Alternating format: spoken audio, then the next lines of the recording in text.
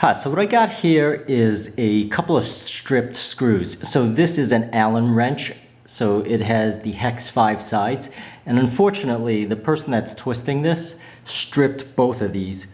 So my solution was to actually create a flathead horizontal slit such that I could put a large, so this is a very large flathead screwdriver, which gives me enough torque to actually twist it as if it was a flathead screw.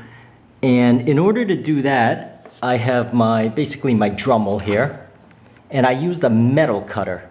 And the metal cutter I created a flat, so this particular one was done correctly.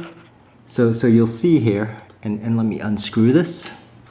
You'll see here for this particular one, I just have the singular slit, and I was able to do this perfectly. And as I do it perfectly, what I'm able to do, obviously, is with the flathead, simply put it in, and creating the slit deep enough that I could actually torque it and just turn it with a flathead.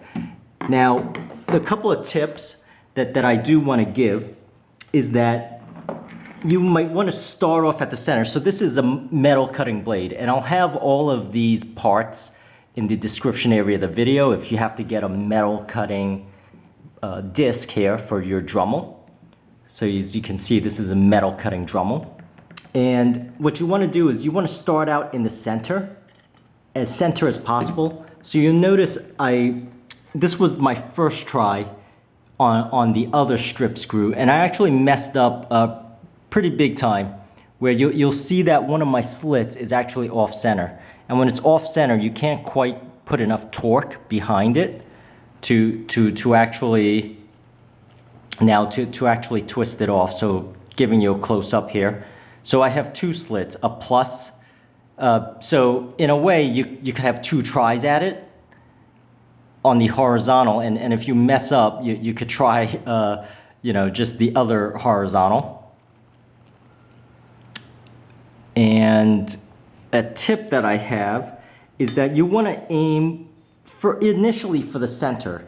So you'll put the blade here and cut the center, but afterwards you'll have to cut the left side like this and the right side individually, just to make it flat. So when you cut it in the center, it's curved on the sides. What you want to do is flatten it out by cutting it on the left and on the right. And you do want it as perfectly to the width of your screwdriver as possible. And I have the large screwdriver here. You'll need a large screwdriver depending on the size of the screw, because this gives you the most torque and the most strength. So just keep that in mind. And I do want to give you a close-up of each one of these, just to give you a sense. So you have that particular one there, and this particular one is actually the one that's done correctly. And let me just stay focused here, and you can see how this is done if I rotate it 360. And you see what I mean by leveling it off, because it has to be deep enough to get a grip so you don't strip it again. And in this case, even though I messed up, you do have a second chance. And don't be afraid to cut it all the way through, as I have here, just to get a deeper angle, because your point is to remove it. And so you could see, so that was my solution to solving the hexed strip screws, and I hope this helps, and please subscribe, and thank you for watching.